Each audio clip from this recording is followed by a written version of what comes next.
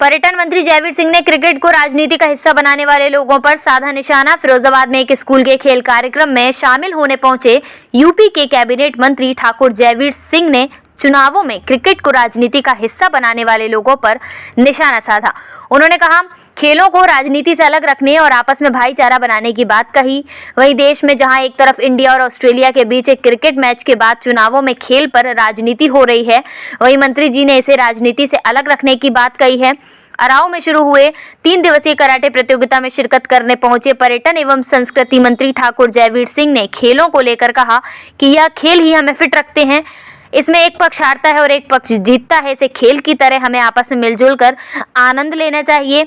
वहीं उन्होंने कहा कि खेल को राजनीति का हिस्सा नहीं बनाना चाहिए। इसके साथ ही उन्होंने कहा, अगर कोई भी खेलों को राजनीति का हिस्सा बना रहा है तो यह गलत है।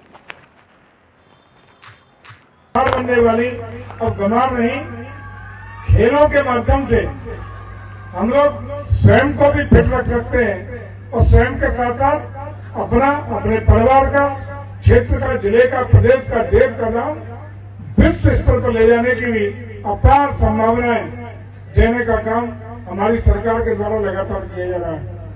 और आज ये भी सही है कि आज खेल सुविधाओं के लिए हम लोग जिला स्तर पर स्टेडियम बनाने का, ब्लॉक पर मिनी स्टेडियम देने का और हर ब्लॉक में न्याय पंचायत स्तर तक मिनी स्टेडियम स्थापित करने की योजना पर बहुत तेजी से काम कर रहा है।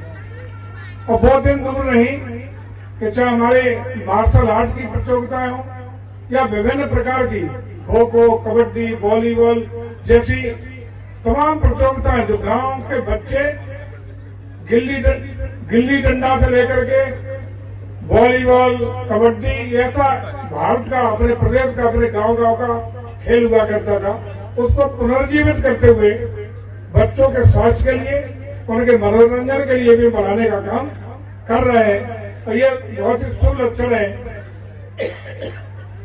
आप देख रहे हैं कि कोरोना काल के बाद जिस तरीके से व्यक्तिगत स्वास्थ्य के प्रति जो संवेदनशीलता और जागरूकता बढ़ी है, लोगों को लगता है कि स्वयं में फिट है तभी कुछ होगा, ये स्वयं में फिट नहीं है तो मैं समझता हूँ सारी दुनियादारी, पैसा टका तो बेकार की बातें हैं। और आज स्वयं स्वस्थ रहने के लिए खेल कूद का माध्यम सबसे बेहतरीन है, जो न सिर्फ हमें रोजी रोटी के भी अवसर देगा, बड़ी बड़ी नौकरियों के लिए भी सहयोग करेगा।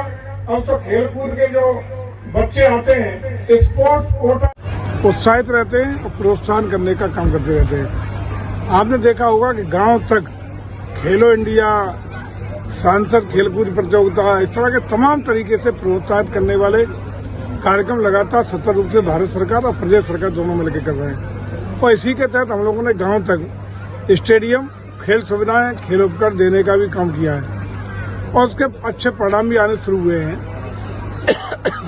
अभी एशियन गेम्स में विश्व पटल पर बहुत सारे गेम्स हुए अलग अलग तरीके के, उनमें पहले की अपेक्षा भारत ने ज्यादा पदक जीतने का काम किया, बेहतरीन परफॉर्म करने का काम किया। ये प्रभाव है सरकार की प्रोत्साहन योजना का। और इसी के तहत आज देख रहे हैं पराओं की धरती पर है, हमारे प्रमुख जी ने जिस तरीके से विद्यालय में जो खेल कूदों के लिए और खासकर मार्शल आर्ट के लिए तो लगातार सतत रूप से काम कर रहे हैं। और आज खुशी की बात है, गौरव की बात है कि पूरे देश के विभिन्न प्रांतों की तमाम टीमें यहाँ आकर के इसमें प्रतिभा कर रही हैं। अराऊ जैसी छोटी जगह, गांव, ग्रामीण अंचल में आकर के प्रतिभा कर रही हैं और 3 दिन ये कार्यक्रम चलने वाला है। और मैं समझता हूँ कि खेल भावना को प्रेरित करेगा, बच्चों को प्रोत्साहित करेगा और जिले भर के बच्चों को इससे सीख लेकर के खेल कूद की भावना से जागृत होकर के आगे बहुत सारे अवसर मिलेंगे जहाँ अपनी प्रतिभाओं को दिखाने का और बेहतरीन प्रदर्शन करने के अवसर मिलेंगे। तो देखा जाता है कि खेलों को राजनीति रूप भी दिया जाता है, इसमें क्या कहना चाहिए? कभी खेलों में राजनीति होनी ही नहीं चाहिए, यदि ऐसा है तो गलत है, क्योंकि खेल भावना तो बहुत जबरदस्त, खेल भावना तो आदमी के जीवन में आ जाए, समाज में आ जाए, राजनीति में आ जाए तो कभी भी स्वस्थ प्रतिस्पर्धा खेल से पैदा होती है। कभी भी एक दूसरे की निंदा, एक दूसरे की इस तरह की नुकसान पहुंचाने की भावना खत्म हो जाएगी और खेल भावना जिस दिन आ गई देश बहुत आगे निकल जाएगा। और राजनीति में भी यदि खेल भावना पैदा हो जाए, स्वस्थ प्रतिस्पर्धा आ जाए, तो उसी दिन राजनीति भी बहुत साफ सुथरी हो जाएगी, ऐसा मेरा विश्वास है। सर, खेल प्रशिक्षकों की कमी है पूरे प्रदेश में यदि देखा जाए तो?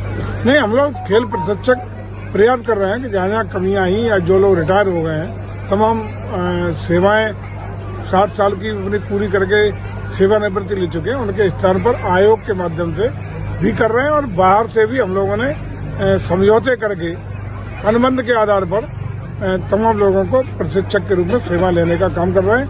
लेकिन हमारा प्रयास है कि चाहे मिनी स्टेडियम बनने की बात हो, चाहे न्याय पंचायत से ब्लॉक स्तर से जिला स्तर तक तमाम प्रतियोगिताओं के लिए स्थान देने की बात हो, युवक मंगल दलों के प्रभावी बनाने की बात हो, खेल कूद के लिए तमाम उपकरणों की उपलब्धता की बात हो, हम लोग सारे स्तरों पर प्रयास कर रहे हैं।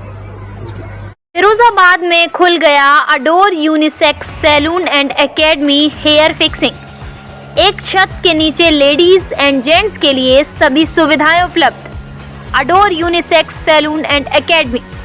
Adore unisex salon and academy पर आएं और यह सुविधा बहुत ही कम दामों में पाएं।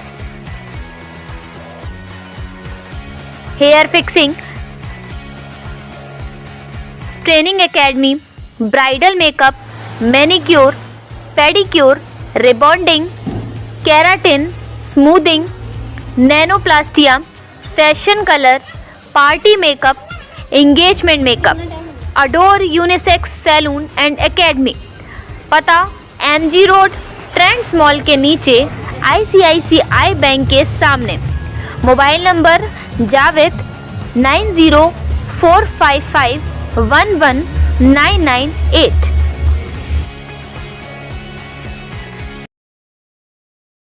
अब आपको मिलेगी सबसे कम दामों पर दवा। जन सेवा 24 मेडिकल, शीतल खान रोड, नगलाबरी चौराहे के नजदीक। मंजूर भाई की मार्केट फिरोजाबाद में खुल गया है। एक बार सेवा का मौका जरूर दें।